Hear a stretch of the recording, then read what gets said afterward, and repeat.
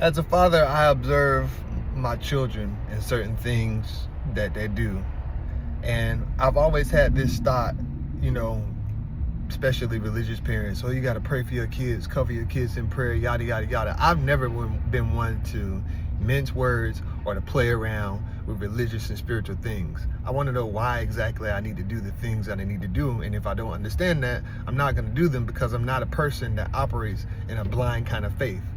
Or I'll operate in the blind kind of faith when it's beneficial to me, or when I think that it's beneficial to me. But the thing about it is I've realized that oftentimes that's a waste of time. It's chasing a carrot, it's chasing a pipe dream. Anyways, it's thinking about, why it's important to pray and cover your kids in prayer.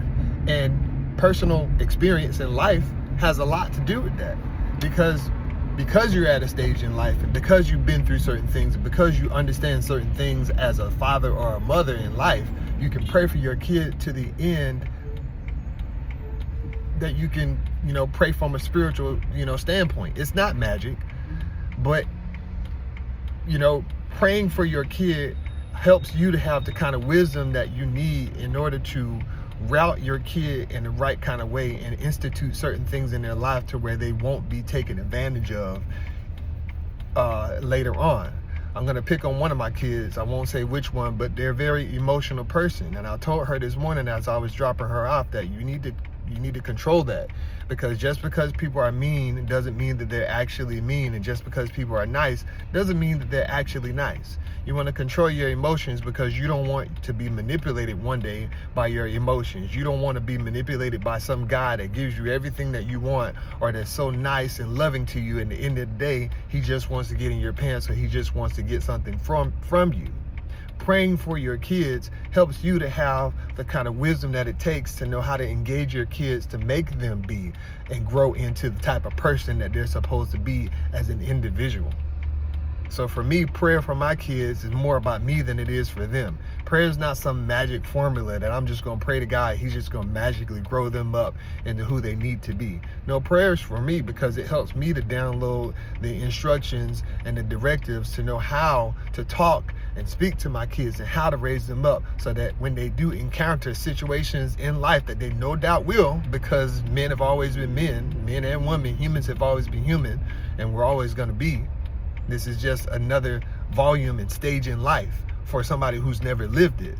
But prayer for my kids is important because it helps me to be the kind of parent that can instill in them the wisdom that they need, should they choose to abide by it, that will help them and make them a better person. And for me personally, it helps me to not live from a place of fear to where they won't even want to receive the kind of wisdom that they need to. I don't want my kids to be annoyed with me. I want my kids to trust me and trust what I say, so that way, by virtue of relationship with them, they'll do the things that I'm instructing them to do because of my love for them and because of their love for me. Scripture says, Jesus says, if you love me, you'll keep my commandments. If you don't know that somebody loves you, if you don't love the other person that's giving you the commandments, forget the commandments. You're going to do whatever the heck you want to, because there is no relational dynamic there. And the most important thing for me as a father is to be loving to my kids, because when I have their heart, I have them. So at the end of the day, prayer isn't some magical formula that's going to keep them from making stupid screw-ups in life. No.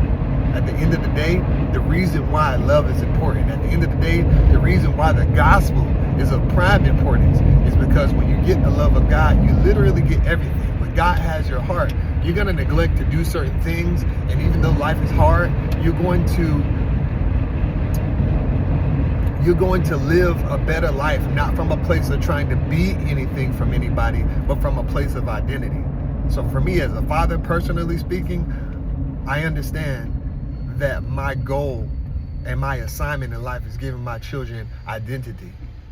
And the way that I give my children identity is simply by loving them. It's simply by sharing the love of God with them. Because if you know who you are, you aren't going to do certain things. If you truly know who you are. If you truly know who you are. So at the end of the day, it's just, I'll leave you with this. Jesus told Peter, hey, the devil desires to sift you as wheat, but I pray for you that when you are converted, you will restore your brothers. At the end of the day, Jesus came to show the love of the Father, to show Peter and all the other disciples who they were. Had they known that before, they would have avoided a lot of different things. I hope I'm making sense, but at the end of the day, what I'm saying is identity is of prime importance. God's prayer, the Lord's prayer in John 17, I believe, was that we would come to know him, and we would have fellowship in his spirit. Not that we would do good things, not that we would follow the commands. His whole thing was the love of the Father. That's the whole point. It's the love of the Father.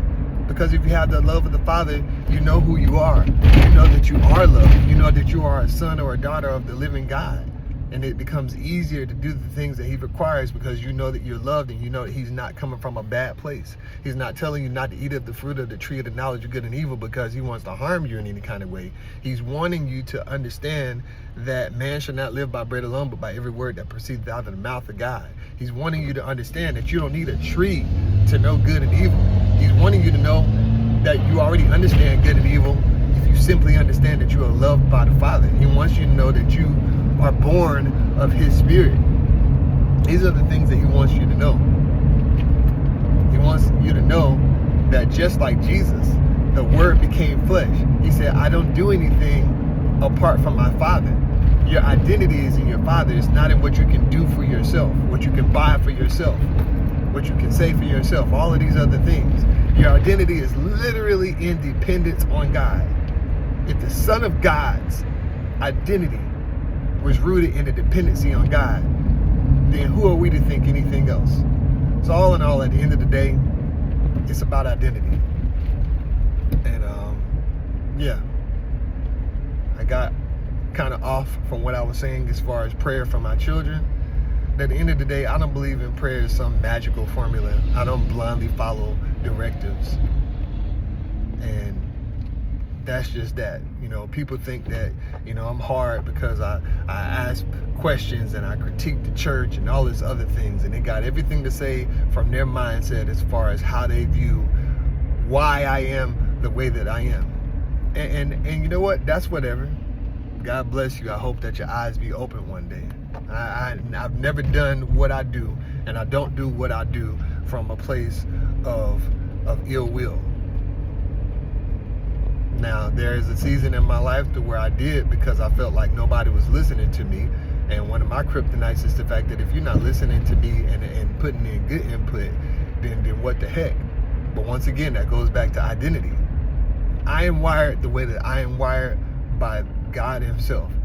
And I can't find my identity in other men, because it's when I find my identity in other men that don't know good from evil and are so self-absorbed within themselves. When I have men on the throne of my life, that's when I can turn evil.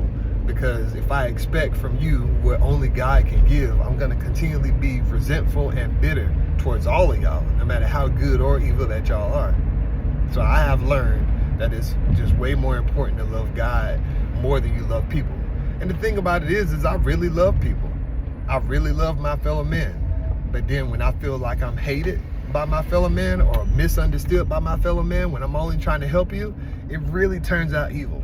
That's how I got fired from my job before COVID, which was in customer care with T-Mobile, because I'm spending all this time trying to help you out with your bill, and then I get cussed out for it. It's a hard pill to swallow, the fact that you can spend so much time trying to help people, all to be demonized. But I just have to take a page out of God's book and love those who curse me and bless those who curse me and despitefully use me, that I may be, catch this, a child of God. It all goes back to identity. We don't curse and we don't revile and we don't get back when we're treated a certain way. This is what Jesus taught in Matthew chapter 5. We just don't. Hard lesson to learn, because, you know, it just is. Who doesn't want to be accepted and received by society? But what I have learned in my life, my whole life story, I never grew up hating nobody. I've always grew up loving society and loving my fellow men. But I have learned in recent years to love God more, which would empower me to love men better. All right.